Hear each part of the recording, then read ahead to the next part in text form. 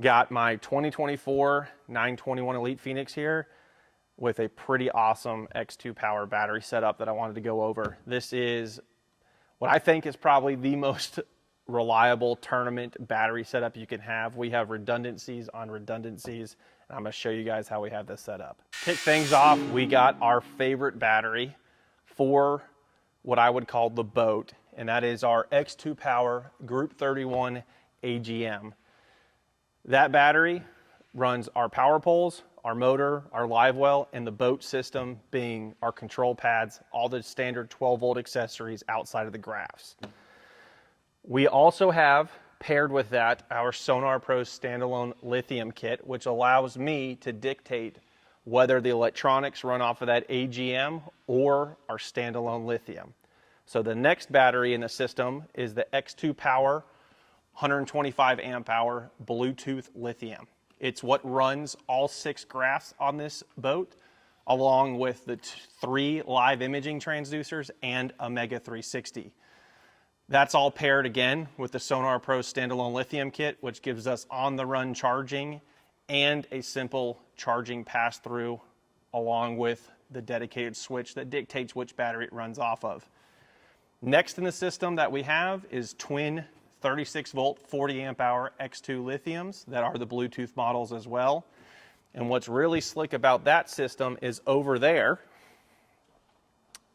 instead of these batteries being wired directly into parallel, we have them paralleled through a combination switch.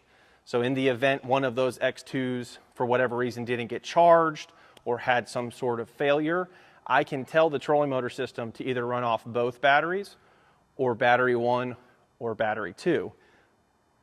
Next in the system, what's tucked in all the way over here, now mind you, in this Phoenix, we've got 5 batteries and still retained our prop storage. But the last battery in the system over here is another X2 31 AGM. There's 2 reasons that's in this boat. Number 1 is it adds extra weight to the back of this Phoenix. Certain boats, when you go all lithium, don't perform the way they were designed from the manufacturer because they are generally tooled with weight in the rear. So we have this extra X2 31 AGM to add extra weight in the rear, but it's also a backup battery in the event my cranking battery went down. And it's really slick how it works. I have a switch right here that I simply turn from off to on. That parallels my 2 X2 AGMs. And now I have 2 X2 AGMs in parallel to run the boat, or I can change it over to AGM mode on our standalone lithium kit, and those 2 X2 AGMs will run all 6 graphs just fine. So not only do I have backups for the trolling motor, I have backup charging, I have backup starting batteries, and backup batteries in the event my graphs ever run the X2 125 down. So this is a setup I've ran now. I think this is the 3rd boat I've done this setup. It has been bulletproof, don't get me wrong. This is like the ultimate battery setup if you're a tournament angler. If you're a weekend guy, this would probably be a little overkill. But if you're looking to have the best battery setup in your boat, X2 Power is the way to go. Get the best of both worlds, AGM and lithium.